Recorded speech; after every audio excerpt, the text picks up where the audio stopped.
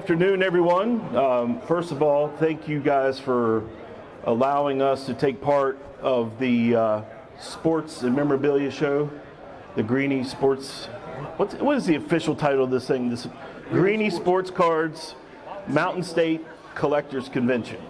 We appreciate you guys letting us take part of this. You know, I've been here. This is my second day here, and like I was saying earlier, it's been really cool to kind of be a fly on the wall and watch the transactions happen and the excitement of opening cards. And as a kid, I was a novice collector, and I still, as Avon and I were talking earlier, I still buy cards, but they probably have little to no value to some people, but it's guys that maybe I worked with over the years, or even your former teammates or friends of ours.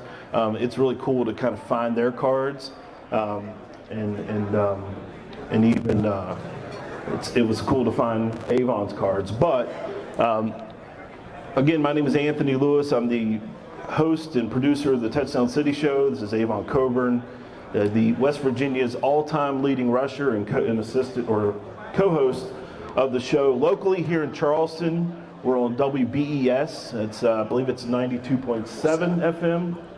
And then, as I mentioned earlier, there's 16 other stations around the state of West Virginia that carry the show. You can find that information at touchdowncity.com. So, Avon, here was something I was thinking about, like what to talk about here today. And one of the things I wanted to bring up is, you know, there's probably no one else in this room. There may be another former athlete here, but the fact that you actually have a football card, I mean, like, as a kid, right, that's every kid's dream, is one day, you know, how many times you stand in the backyard, bases are loaded, and you hit the grand slam, game 7 of the World Series, or you reel one off for 90 yards. Everyone has that dream as a kid to be an athlete if you were taking part. I mean, I see some young guys. There's a little guy here in an Atlanta Braves jersey. I'm sure one day he wants to be in Atlanta swinging the bat. And there's another young kid here with a soccer uniform on and probably dreams of playing for the Columbus Crew.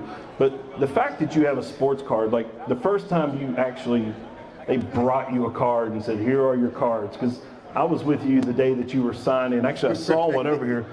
They had a table full of cards, his rookie card. He was signing them.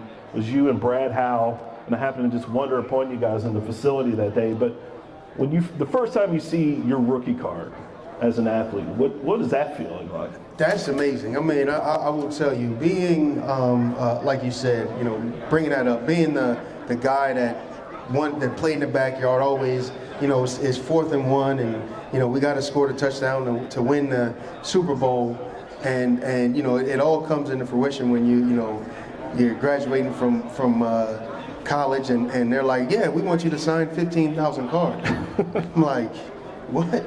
But and you see it, and you get a couple of them, and you're like, man, this is amazing. I actually have a card, and you know, the way you just put that, the way you eloquently just put that together to say, yeah, like there's actually people out here with my cards that you know, somebody thinks they're valuable, and to be able to see it and physically, and then my kids just grabbed one and said, I want my dad's card. Like that means, that's crazy. That means a lot. Like to be able to see that, and I really wish I would have recorded it, because you know, that's pretty cool. Yeah.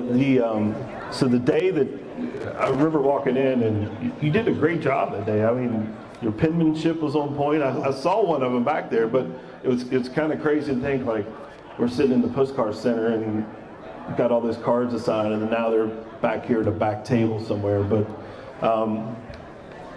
you know, and then let's change gears for just a second, because just being here for the last couple of days, the common question, and I think you even touched on it a few minutes ago, is what are the Mountaineers going to look like, and what do you think about Rich Rodriguez returning to West Virginia? I had the pleasure of being on the athletic department staff during the end of Coach Nealon's career, and then when Rich came the first time. You obviously were there for the transition between Coach Nealon and Coach Rodriguez. And so when you look at that would have been your junior year, that group, probably a more talented group moving into Rich's first year, but yet he was trying to kind of fit a square peg into a round hole. This year he's been able to go out with the new rules and go out and immediately get guys that fit his system and fit his style. I think when you came in, one guy transferred? Yeah. Sean Burton. Well, I mean, we had a couple guys that he made. I just talked to one of my best friends earlier today, and he was telling me that he got a Pokemon card. Good job. Good one. That he was coming down for the pit game, but he was like, yeah, you knew what time it was. Rich was like, hey, I need a couple scholarships. He was like, hey, kick me out for just doing dumb stuff. I mean, it's hold on, my son made me forget what the question was. Well, we're just talking about the transition. Oh, yeah. In 2021 versus what it's going to be like for today's team. Yeah, so from that, I mean, that's a great point, because he was trying to put a square peg in a round hole, which, I mean, eventually worked. But when you don't have that opportunity, you got to work with what you got. But now he's got the ability to go out to get, like you said, the players that he wants. So, you know, there's a little bit of a tolerance that's going to be, you know, not there, because you got your guys. These are the guys that so Rich, we want you to win now. Like, we don't want to wait 3 years for you to win when you went to go get your guys. Like, you know, somebody said a 2 year. You giving him 2 years? No 2 years. He's got to get it done, because waiting on that championship. Yeah, he's got to go and get. He went and got the guys that he thought can fit his system the best. Mm-hmm. So now it's on him now to make sure that he does what he needs to do to get those guys to gel and to work together. So that's what we're going to be expecting, and that's what I'm going to be, you know, looking forward to see how great of a coach he's become, because now he has to turn around a big time program within a year and take us from mediocrity to the top of the top. So, I mean, I'm not expecting nothing less than that. I know there might be some people say, yeah, he's going to go, you know, whatever. I'm not going to make my prediction now, but I will tell you, I'm expecting great things. What about you? I think one of the things that we've talked about over the last few years is the difference in the program. Like, even when Coach Nealon was coaching, and even especially when Rich was there with Mike Barowitz and those guys, mm-hmm. West Virginia teams didn't get bullied. And there were a couple of times last year on Sunday we came in to do the show, and we weren't upset about the loss, but it was the fact that West Virginia got bullied on the field.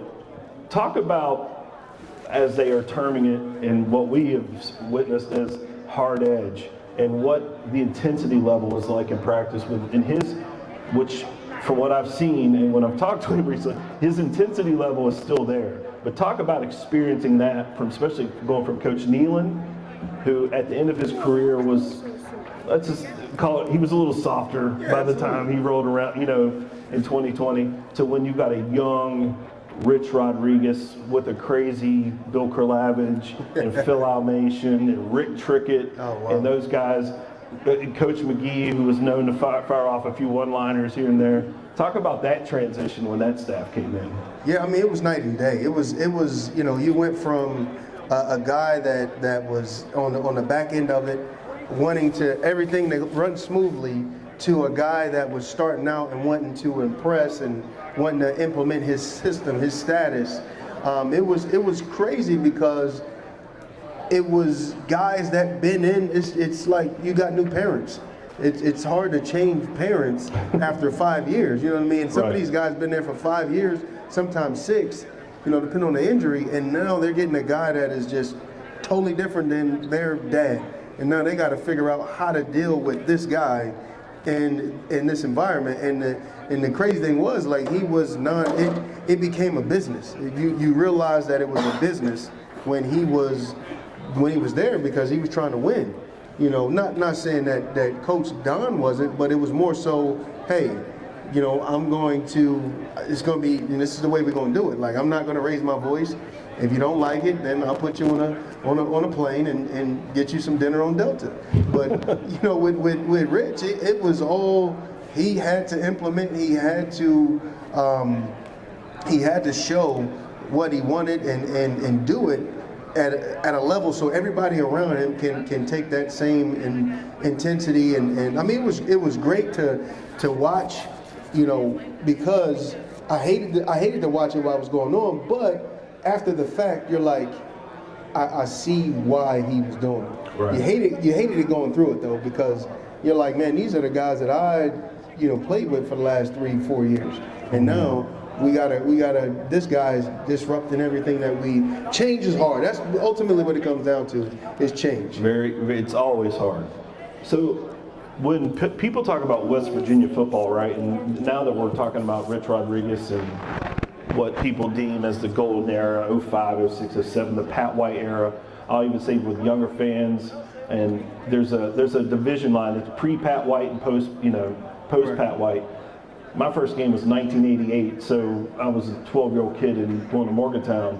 But I still, and I'll give you your flowers on this, your 2002 team, your senior year, was really the foundation of what came in 05, 06, 07 with the Sugar Bowl and the Gator Bowl and the run in the Fiesta Bowl. I still think people don't understand that the team the year before was 3-8. Flipped it and went 8-3, and then with the big win in Blacksburg. I mean, the fact that I knew that this team was special that night when we went in to Blacksburg. I don't know if anybody in this room's ever been to Blacksburg, Virginia before to play Virginia Tech, but that place was insane that night. It was a Wednesday night game. Yep, Wednesday night game, and you're talking about a team that had like Lee Suggs and Kevin Jones, an arsenal of players, and nobody gave that West Virginia team a chance. But would you say that 2002 team is the foundation of what came? I wouldn't say that, because I would say it's the 2001 team, because without that failure that we had, we would have never known what flipping that was. I mean, we had success in 2000. Went to a bowl game, won the first bowl game in 20 years. Not 20 years, but we won the first bowl game in a long time under Don Nehlen. And we felt we were coming back like you started out. We felt like we were going to come back and have a great team. But everything went from sugar to not so much sugar. Yeah. You know what I mean? And for us to go through that, we knew that we didn't want that same type of environment that following year, and as us, I mean, we're always feel like we're leaders. Like, I mean, regardless of if you're a freshman, if you're a senior, you're a part of that team, you're a leader on that team. But when my senior year team felt like, hey, this is how we got to do it.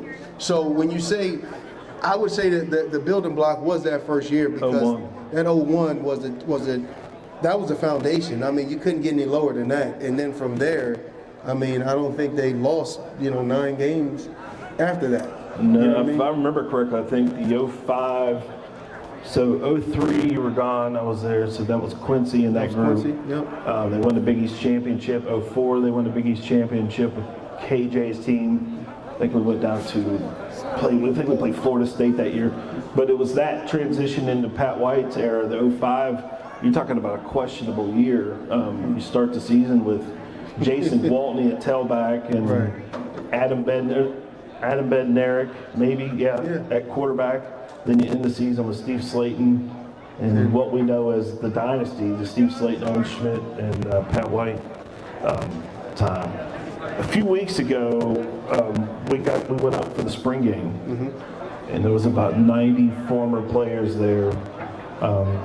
I don't know how often you've been back. I stopped going when Stu left. Absolutely. But what was it like for you when you walk in the room and there's first person to greet me was Rasheed Marshall, your quarterback, and then there's Pat White, who we know, and obviously Coach Rodriguez. But when you saw it, there was like 90 former players back in the room. Casey Turley, I think he's still here.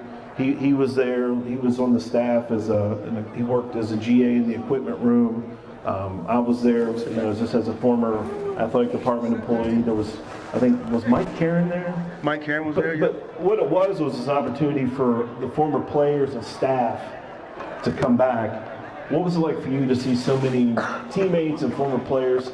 Kelvin DeBose. Yeah, DeBose, rest your soul, yeah. We just lost Kelvin like a week ago. He was just at the spring game with us. Yeah. He was coaching in Welch. Yeah. And he was talking to me about some floods that went on down there, and he actually saw some horrific things, but then to lose him, Yeah. I felt, I don't even know how to word it, but it felt good to know after he passed that I got the chance to talk to him and reconnect with him just for that hour. But what was it like to see all your friends and former teammates in that room because of the transition in staff? I mean, that showed a lot of, for one, Rich Rod, having everybody come back, like welcoming everybody to come back. How did you feel, Avery? Yeah. Really good. You felt really good? Why did you feel good? Because the process was actually feeling really good. The process was feeling good. And And there was good food in the suite. when you went on the field, how did you feel when you went on the field? I was running and it felt so good. Yeah, and I mean, that's the biggest thing. I mean, our families were welcome back. I mean, we walked in the building and we were able to get into the building. And I mean, Start there. Yeah, let's start there. Start there where you walk into the room and it felt like home. It felt like you had an opportunity to walk around a building that you helped build. That you were, your sweat and tears were in that building, and it wasn't no locked doors, no borders, nothing that stopped you. I mean, the first time I went in there, this was before then. The doors were unlocked, which was crazy. Like the doors were unlocked, and I was actually walking towards the front door, and Rich, he was walking somebody out. And I mean, it was just crazy. Like, hey, what's up, coach? What's up, Avon? And I mean, it felt like a welcomed. It felt at home, and to have everybody come back, that right there, just I think is going to keep more players that think about transferring. With the NIL and the one and dones now. That right there, with him bringing the players back, knowing that this is family, is going to keep players here, as opposed to transferring. Yeah, they might go get a couple more dollars, but, are you going to be welcome? Are you going to be able to come to an event and people know you? Or walk down the street and people say, hey, and you go to somewhere else. You might get it for a year, but after that, they're like, well, we're not going to mess with this trader. So, transitioning to that and just that aspect alone, West Virginia, the state of West Virginia, with not having pro teams, and historically have not had a lot of in and out. This is a new era. First, I'll start with, I don't think the Hall of Fame, which by the way, Avon's a member of the WVU Sports Hall of Fame, but I don't think you're going to see so many Hall of Famers. Who do you induct? Right. Like Javon Small, great season at West Virginia this year, but historically, are the fans connected to him, or are you connected to Mike Gansey and J.D. Collins and Kevin Pittsnogle? Like that's the problem, man. That's the problem with NIL. Like it's going to wipe out that connection with the players that the fans get. And like you said, the Hall of Fame, how do you pick, the one and doners? Like it's just not, I mean, obviously you get that sometimes with the Mike Gansey. Like, didn't he come in for a year? For 2 years. Yeah, and you get the one and doners that come in and you play, but it's so hard to connect with somebody that's not, that you can't, you come in for a season, you get paid a couple $100,000 and all right, I gotta go to the next one. So it's gonna be hard for the legacy of different individuals to connect with our state. Yeah, I think West Virginia is special in that aspect where fans connect with the players, and then when they come back, I know a mutual friend of ours, Grant Wiley, one time told me, he said, and he lives in New York, he was living in New York City at the time, and he said, when I'm in New York, I'm Grant, but when I'm in West Virginia, I'm Grant Wiley, Right. and that means a lot to come back and people want to talk about the stop in Virginia at Virginia Tech, or want to talk about specific plays or memories they have. But I think that's always been the great thing about the fans in West Virginia, is they've connected and really taken in. I mean, Quincy Wilson doesn't buy beer in West Virginia. You know what I mean? Yes, he should. Quincy is obviously a West Virginian, stayed at home to play and brought so many memories, and still contributes in the community. Mm-hmm. If you ask Quincy to come and do something in Charleston or Huntington or wherever, he comes. So speaking of being in the community, so Avon just wrapped up a season of the local version of Dancing with the Stars, and brought home a mirror ball. Absolutely. What was your prize? What did you guys win again? A mirror ball trophy. I mean, we spent about 5 months learning how to dance for 5 minutes, which is crazy. But I mean, that's really ultimately what it comes down to, you know, in sports and in everything else. You spend so much time for just a little bit of time. And we worked hard. My partner was a slave driver. She wanted me to raise all this money, and we raised about $50,000. Well, we raised actually $50,000 for United Way. Our group in this season, we raised over $392,000 in that 5-month period for United Way. But there's two components. There's a fundraising component, and there's also the dancing component. Me and my partner, Natalie Robinson, we won the dancing component first place, and it was pretty phenomenal. Yeah, thank you. He's going to jump up and show you the steps here in a second. Self-clap for myself. Yeah, but it was phenomenal, man. It was great to be out there. Our competition, everybody worked so hard, but just to get that win, I mean, spending time away from your babies, away from your wife, and work that you need to do that you can't do because you got to go and dance, and I mean, we had a great instructor, Edward Fredericks. He was phenomenal as well. I mean, it was fun, man. Thank you for bringing that up. We danced for 5 minutes. I mean, we had an epic show because we brought out the Mountaineer pet band. So they brought me out, and then it just, I mean, I think that right there kind of sealed the deal for a lot of people when you hear that. The fight song. And then people looking around like, hold on, he brought the band? Nice. Yeah, so that was kind of the starter. We brought the band out, and then, we just got on stage and did our thing. So $50,000 for the United Way. Mm-hmm. I know you worked really hard. I remember came to something, I think when they launched your beer, and I said, how much more of this do you have to do? And you were working hard, small events, big events, every dollar counted. So kudos to you and your partner, and again, gets back to that, 23 years after you've become a part of this community. You've moved back to Charleston, which your wife is from. She's a Capitol High girl, I believe. Yep, she's a Capitol High girl. I never thought I'd marry a West Virginian, but I did, and I mean, best decision I ever made. West Virginia has been the best decision I've ever made coming to this school. Being in a situation where I was recruited by pretty much everybody in the country, and had to pick of a few after that because of an injury, but West Virginia was definitely the best choice I ever made. I was just talking to somebody about that, and let's get into that for a second. So coming out of high school, I know in your junior year you were being recruited by Tennessee, Notre Dame. Yeah, I mean, pretty much everybody except Florida schools. Florida was like, yeah, we got a bunch of running backs. We're not going out of state. And an injury. Yeah, and I hurt my knee. I tore my ACL in high school, my senior year actually. Second game of the season, I tore my ACL, and a bunch of schools backed out, and I had a few. I probably had a lot more than I thought I had, but ended up with Pitt, West Virginia, Maryland, Minnesota, and I think Boston College.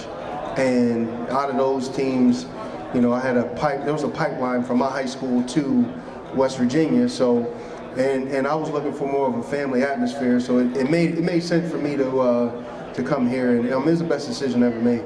Coach Nealon never backed off of you after the injury? No, I mean, I don't know if he did or if he didn't. I've never really asked him, but I kind of came as a package deal.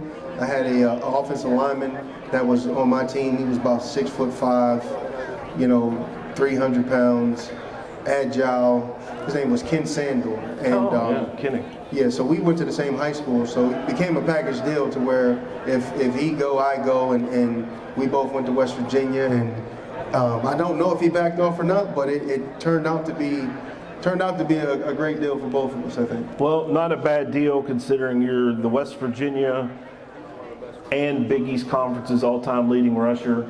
Right. You're still in the top 25 all-time in NCAA history. I think you're sitting at number 22. It's a great number. I mean, I wish I was one, though. What'd you do? Over 5,000 yards rushing in his collegiate career with the Detroit Lions, and then went to Canada. He's a two-time Grey Cup champion and a one-time Grey Cup MVP. So coming to West Virginia Worked out. And not to mention, every Sunday you get to work with me for a couple hours. That is the worst. No, but that's fantastic. I mean, I get to get on there and talk West Virginia football with my buddy and a couple other guys that are hilarious. But and, I mean, it's a great opportunity, and I mean, not to mention that, you know, his family is a great family. He has a nephew that is probably going to get drafted in the first round. If you remember, his dad, well, I don't know if you know, but his dad is David Upchurch, one of my former teammates, who married his sister, and you know, now they got a 6'5", 200-pound, 100-mile-an-hour. Make sure y'all pick up Miles Upchurch's card now, because I've actually been looking around for it. So if anybody has the Stars and Stripes, like the Team USA sets from maybe a year or two ago, I've been looking around. I haven't got to really search, but his card is in there. So if anybody has any Miles Upchurch cards, don't jack the price up on me because I'm looking for it. But I will take those off your hands. Yeah, absolutely. So, we've been very blessed with the fact that you know, and you've been through the process, but we're looking at, you know what these agents, they tell you a lot of stuff, but you know, we're praying for a first-day draft pick, and if that doesn't pan, he'll be at the university. So first day, what round? How many rounds is that? I think the first day is 3 rounds, and then it moves forward. Where is he projected, do you think? I saw him listed in the 3rd round, and I saw something come out from a guy that follows the Nats. He was on a list of like 3 or 4 that are potential draft picks by the Nationals. So when I went up 2 weeks ago and spent some time with him, he was coming off an injury, and I'll tell you what's wild is when you go to a high school baseball game, there's 30 scouts with the gun out, and the people that are there, I mean, I don't know if people are familiar with the process, but you know, there's scouts, and then there's what they call cross-checkers, and then once you get to a certain point where if they're serious about taking you day one, so I met the assistant general manager from the Rockies, the Pirates were there, he's going to PNC in June to meet with those folks, and I will say for the Pirates fans in here, first-class organization. They've also invited my grandmother to come, who is unfortunately battling cancer at the age of 85 and grew up on the north side of Pittsburgh. So that'll be a full circle moment to watch your great-grandson work out for the Pittsburgh Pirates. So we're really excited about that opportunity. But it's been a amazing opportunity for him, and he's a good kid, and we're really excited. So when they had the gun out, I thought, didn't they say he topped 100? He got 100? No, he went to the, what they call it, the Super 60 in Chicago, and he touched 97.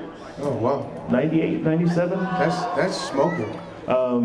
he's a pretty good sized kid. So that's prayers for health, and I just want him to just be good in life, man. And try to teach him. Had a great conversation with him the other day for you sports card fans that send stuff in the mail to the players. He had a stack of mail. Somehow his address got out, right, and he was ignoring it.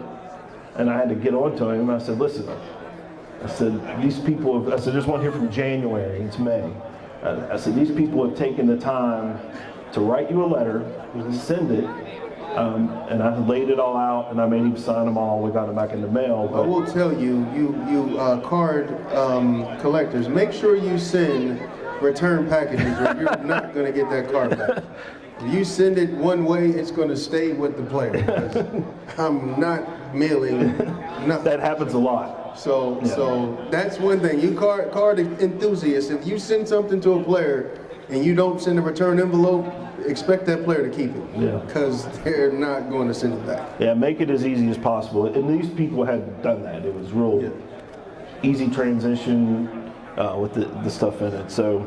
But we've been up here blabbing for about a half hour, but I want to again say thanks to the folks here with Greenie Sports Cards for having us out. Again, the show is the Touchdown City Show, and you can find here in Charleston, we are on WBES 92.7. So from here, we're going to move over to the table, and if you guys want to stop by, we've got some koozies. If you follow us on social media, we'll give you a t-shirt. And then if you feel free to subscribe on Apple or Spotify. And we've got a few Avon's rookie cards. And what we're going to do is if you follow us on or subscribe to us on Apple or Spotify, we'll enter you.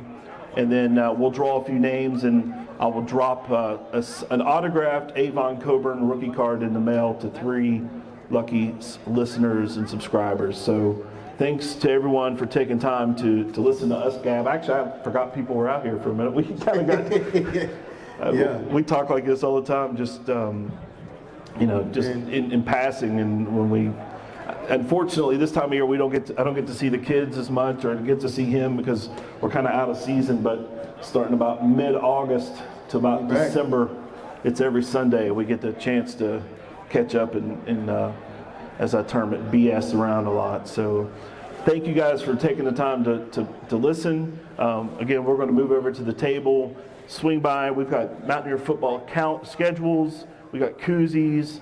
And again, if you subscribe or follow us, we got some t-shirts. What else?